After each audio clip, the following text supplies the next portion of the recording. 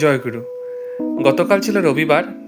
সকালে ঘুম থেকে উঠেই যেন রবিবারটা কেমন যেন একটা আলসে ভাব লাগে। সকালে ঘুম থেকে উঠে দেখছি যে পিনু এভাবে বাইরে দাঁড়িয়ে দাঁড়িয়ে রাস্তার যে মানুষগুলো যাচ্ছে তাদেরকে দেখছে। দিনটা ছিল খুব সুন্দর। রবিবার হতে পারে, কিন্তু ছিল অনেক কাজ, কারণ সারা সপ্তাহ বাজার যে করতে হবে। এখন সকালে আমি ব্রেকফাস্টটা করে নিলাম। আজকে ব্রেকফাস্টে ছিল রাজমা আর রুটি। খেয়ে আমি বাবাকে নিয়ে গেলাম প্রথমে মাছ বাজারে। প্রথমে গিয়ে দেখলাম খুব ভালো ভালো চিংড়ি মাছ উঠেছিল। চিংড়ি মাছ খেতে আমার খুব ভালো লাগে, তারপর চিংড়ি মাছ নিয়ে নিলাম। তারপর কিছু শিঙ্গি মাছ নিলাম। শিঙ্গি মাছটা খুব ভালো ছিল, তাই শিঙ্গি মাছ নিলাম। সানডে সাধারণত আমরা সমস্ত সপ্তাহ বাজারটা করে রাখি, কারণ কাল সোমবার, কালকের থেকে আবার অফিস থাকবে। তাই আমি সমস্ত বাজার এক সপ্তাহের জন্য করে রাখি। বাবাকে আর কিছু করতে দিই না, কারণ বাবার এখন বয়সও হয়েছে। তাই রোববারে আমি আর বাবা মিলে সমস্ত বাজার করে রাখি, যাতে সারা সপ্তাহে কোনো অসুবিধা না হয়। তারপরে একটু শুকনো মাছের দোকানে গেলাম।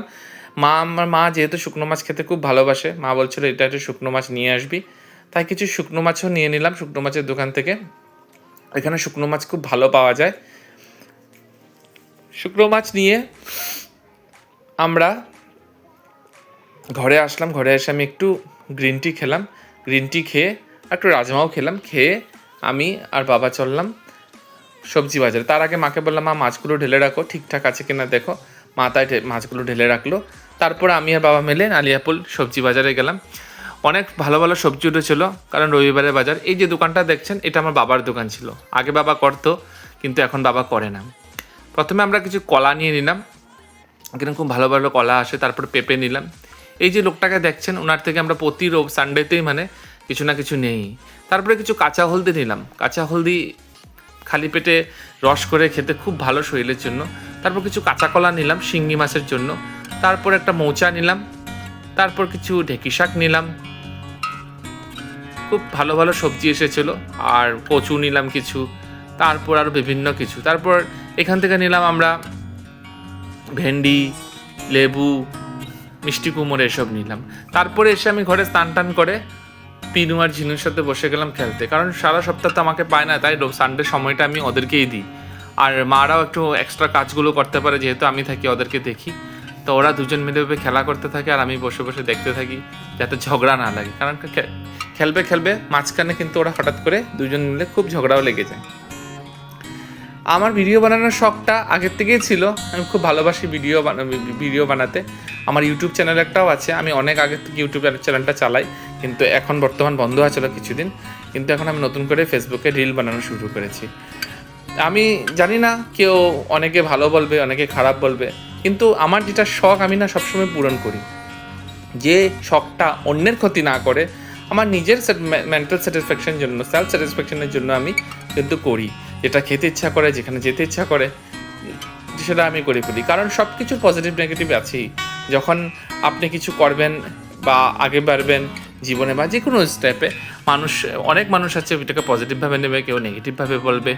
তাই সব কথা লেখে সবসময় নেগেটিভ পজিটিভ থাকবেই সব কিছুর মধ্যে। কিন্তু আমাদের করতে হবে কি, আমাদের পজিটিভটা নিয়ে নেগেটিভটাকে বর্জন করতে হবে, তাহলে এগিয়ে যেতে পারবেন। না হলে কিন্তু লোকের কথা যদি শুনে থাকেন, তাহলে আপনি পিছিয়ে পড়বেন। কারণ লোকে অনেক কথা বলবে, আবার কিছু মানুষ আছে অনেক ভালো কথাও বলবে। তারপর আমাদের সেদিন অনেকদিন হয়ে গেছিলো, আমাদের রুটিন চেক আপ করাই বাবা দিদি ওদেরকে। আমিও একটা কিছু টেস্ট ছিল রুটিন চেক আপের শরীরে, ব্লাড টেস্ট, সেগুলোও করালাম। ম্যাকপিন্স থেকে ওনারা ঘরে এসে সার্ভিস দেয় এসব। খুব ভালো, ফোন করলে এসে, বেশি সেটা প্রাইজেরও ডিফারেন্স নেই, ঘরে এসে সমস্ত টেস্ট করে দিয়ে যায়, হোয়াটসঅ্যাপে রিপোর্টও পাঠিয়ে দেয়, কোনো অসুবিধা নেই। তাই সেদিন অনেকদিন হয়ে গেছে, তাই রুটিন চেক আপগুলো সেদিন করে নিলাম। তারপর আমরা লাঞ্চে বসে গেলাম। আর সেদিন আমার ছোটো মামার মেয়ে এসেছিলো, শ্রেয়া। ও এখানে ইউনিভার্সিটিতে বিটেক পড়ছে, তো সেদিন এসেছিলো ও। আর তারপর লাঞ্চ করে অল্প ঘুমিয়ে আমরা বের হলাম মন্দিরের জন্য, ডিব্রুগড় সৎসঙ্গ বিহার। এই তো ঠাকুর মন্দিরে এসে পৌঁছলাম। ঠাকুরের বিগ্রহ দেখতে পাচ্ছেন আপনারা, কারণ সেদিন আমাদের প্রার্থনার ডেট ছিল।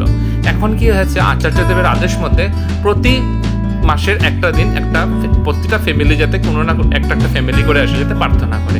তাই সানডে ডেটটাতে আমার ছিল তাই আমি আমার মিসেস আর 2 বাচ্চাকে নিয়ে আমরা গেলাম প্রার্থনা করতে।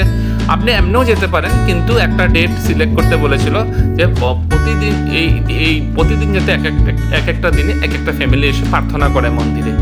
হ্যাঁ, এটা ছিল আচার্যদেবের আদেশ। তারপর সেখান থেকে আমি মন্দিরের থেকে বেশি দেরি করলাম না, কারণ শ্রেয়াকে নিয়ে আমি বলেছি ওকে ইউনিভার্সিটি ছেড়ে দিয়ে আসবো, কারণ আমরা একটু মারোয়াড়ি পট্টি যাবো।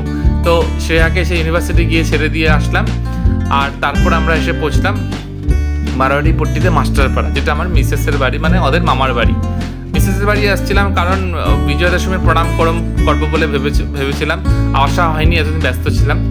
যাওয়ার আগে আমরা নন্দনসে ঢুকলাম, নন্দনসে ঢুকে কিছু নিয়ে গেলাম, বিজয়া দশমী যাবো তাই কিছু একটা নিয়ে গেলাম।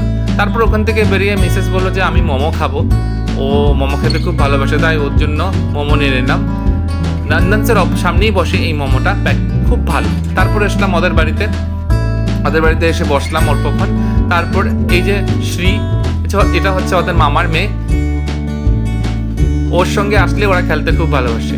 তারপর কিছু চাউমিন খেলাম, একটু চাউমিন খেয়ে ঘরে এসে তারপরে আজকের দিনটা